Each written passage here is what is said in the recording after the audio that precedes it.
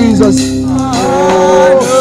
Kwa maana fadhili zako zadumu milele na milele.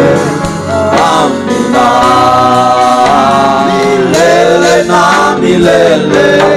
Amina. Amen. God bless. We thank God for such a time and for this Father that He has brought us to be in His presence.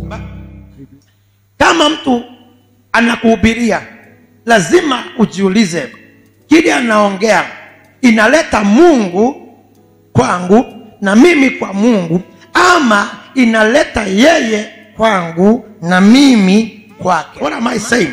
Unapoangalia mhubiri, unapoangalia nabii, unapoangalia mtumishi wa Mungu in the new dispensation of grace na the new generation, unafaa kujua ya kwamba yeye anafaa kuwa kioo. Paulo anasema ya kwamba barua ambayo imeandikwa isomwe na ulimwengu.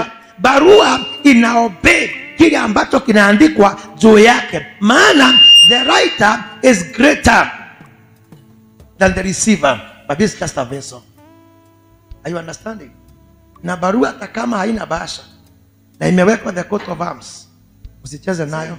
Lazima ujiulize, huyu mtu ananihubiria ananipeleka kwake ama ananipeleka kwa Mungu? Nikimwangalia na macho ya ndani, the discernment eyes, ninamuona Mungu ama ninaona vitu zingine?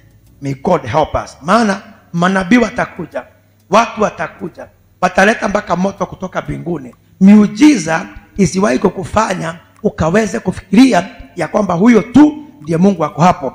The word of God must be obeyed. Praise the name of the Lord. Why?